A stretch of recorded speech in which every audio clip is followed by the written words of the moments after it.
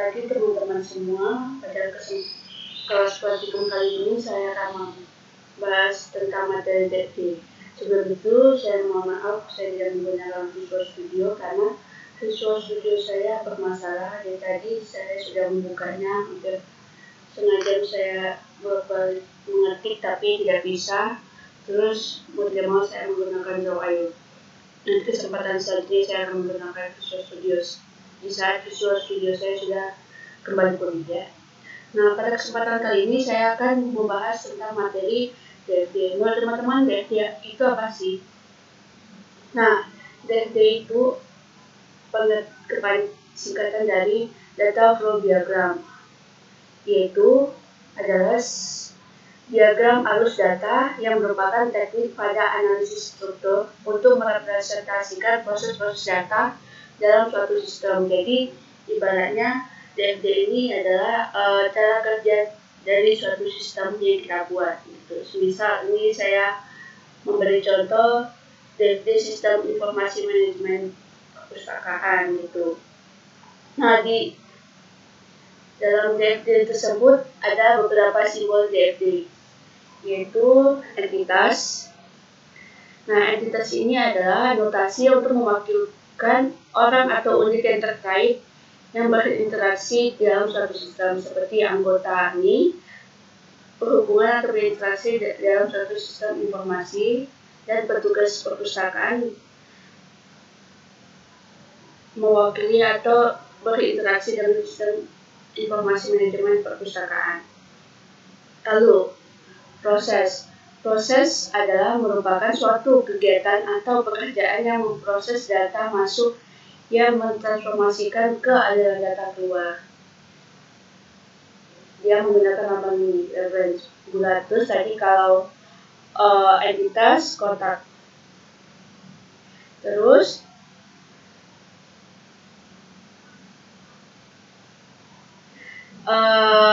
basis data atau storage, yaitu adalah penyimpanan, merupakan simbol yang berkaitan tentang file dan penyimpanan data.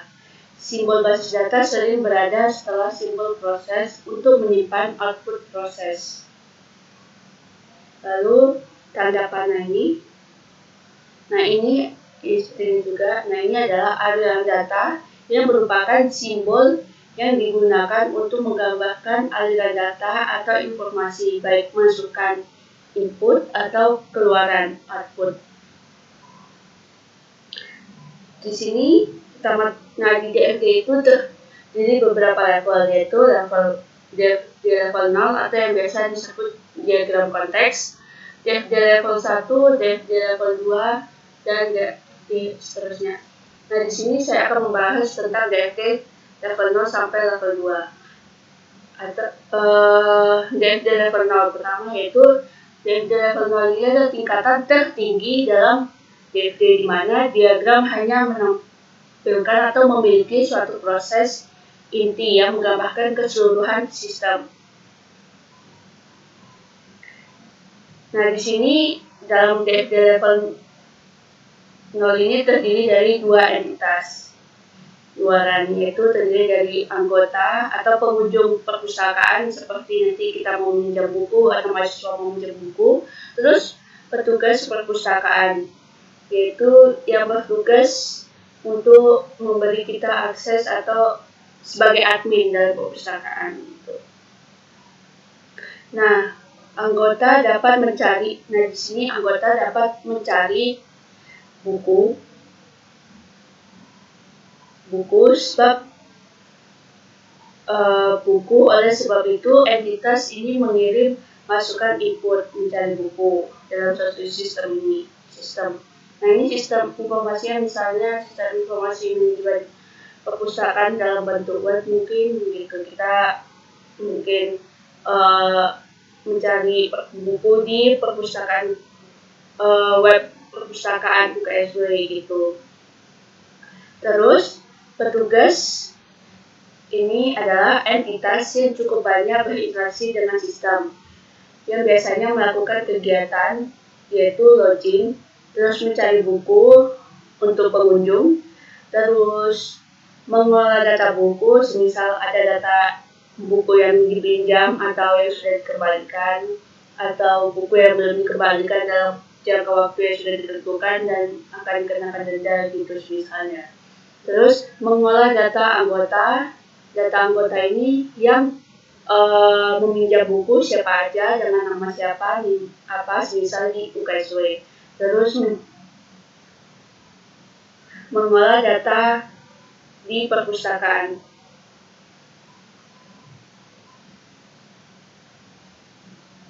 Nah, di sini strukturnya yang aliran data yang dikirim entitas petugas yang masuk ke sistem. Pertama, data login. Nah, petugas pertama-tama akan melogin ke sistem login user atau adminnya gitu. Terus mencari buku atau proses mencari buku dan pengolahan buku, di mana semisal ada mahasiswa yang ingin mencari buku, apakah buku tersebut masih ada atau dipinjam oleh pengunjung lain gitu. Nah, di sini petugas akan mencari buku, terus meminjam. Di sini petugas akan data peminjam untuk proses mencari dan mengolah data peminjam, di mana petugas ini akan mengolah data di mana mahasiswa atau pengunjung perpustakaan yang meminjam buku. Terus petugas juga mengolah data anggota pengunjung yang meminjam buku, misal dengan NIM 672018-99 meminjam buku ini. Nah, dia yang akan mendata semua anggota yang meminjam buku. Terus dari masukan yang diterima oleh sistem, selanjutnya data keluar dari sistem ke petugas, yaitu login, terus login atau logout atau proses login, terus data buku dari proses pencarian dan pengolahan buku, lalu data peminjaman dari proses pencarian dan pengolahan data peminjaman, data anggota dari proses pencarian dan pengolahan data anggota, data petugas dari proses pencarian pengolahan data petugas. Lalu selanjutnya DFG level 1. Di sini level 1 adalah untuk menggambarkan keseluruhan sistem lebih detail dari yang level 0. Ya, tadi kan level 0 cuma menampilkan secara singkat keseluruhannya. Di level 1 ini menampilkan atau menggambarkan keseluruhan sistem yang kita buat. Pada di level 1 ini prosesnya dipecahkan dalam berbagai proses gitu. Terus ini contoh DFG level 1 dengan mendekomposisi proses pengolahan sistem manajemen perpustakaan pada diagram DFG sebelumnya yang DFG level 0 tadi. Nah, di sini akan menampilkan struktur secara detailnya lagi. Di DFG level 1 ini, nah di sini akan terlihat strukturnya lebih detail lagi, di mana di sini anggota atau pengunjung mencari buku. Terus setelah mencari buku, terus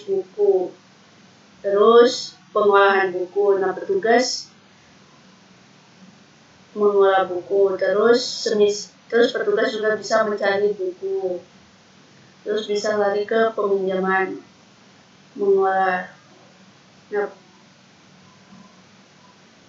Nah, seperti itu di DFG level 1 ini. Nah, di DFG level 2 ini,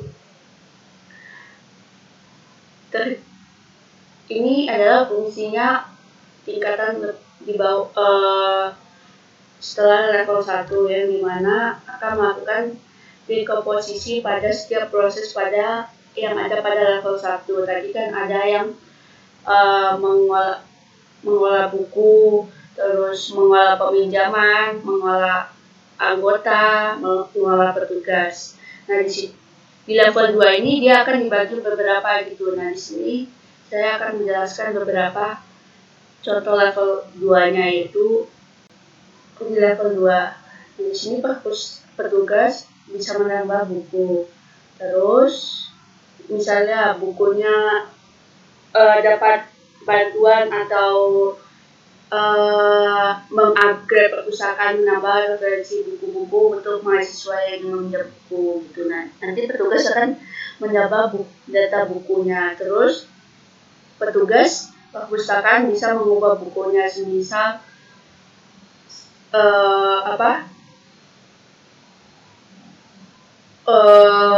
mengubah status bukunya. Terus petugas bisa menghapus buku, semisal bukunya udah tidak ada lagi di dalam sistem atau di perpustakaan, maka petugas bisa menghapus buku. Terus petugas bisa mencari buku. Petugas bisa mencari buku, misal mahasiswa ingin meminjam buku, terus meminta petugas untuk mencarikan buku Erlangga atau buku tentang pemrograman bahasa C atau lain-lainnya. Terus petugas melihat buku. Terus ini kan kita mengolah data buku. Nah, terus yang di level 2 tadi kan peminjaman. Nah, di sini petugas menambah peminjaman. Semisal mahasiswa ingin meminjam buku. Nah, di sini petugas akan memberi akses mahasiswa untuk bisa meminjam buku, semisal minimal berapa buku. Terus di sini petugas akan mencatat nama dan dirinya. Terus petugas bisa mengubah peminjam. Mengubah ini status yang semisal dia sudah selesai meminjam atau sedang meminjam. Terus dalam jangka waktu tertentu petugas bisa menambahkan dendanya juga. Terus petugas juga bisa mencari peminjam, semisal dengan NIM ini dengan buku tersebut, misal buku bahasa pemrograman Java, terus dipinjam oleh si peminjam ini. Nah, dia bisa mencari juga dengan ini. Terus petugas juga bisa melihat yang meminjam buku siapa gitu. Itu gambaran besar dari level 2 gitu. Sekian dari saya. Semisal atau ada pertanyaan yang ingin ditanyakan, bisa ditanyakan. Semoga penjelasan saya bisa cukup jelas. Mohon maaf kalau ada salah-salah kata. Semoga bermanfaat. Dan kalau misalnya ingin ditanyakan, bisa tanya di Classroom atau di grup atau di WA. Sekian dari saya. Terima kasih.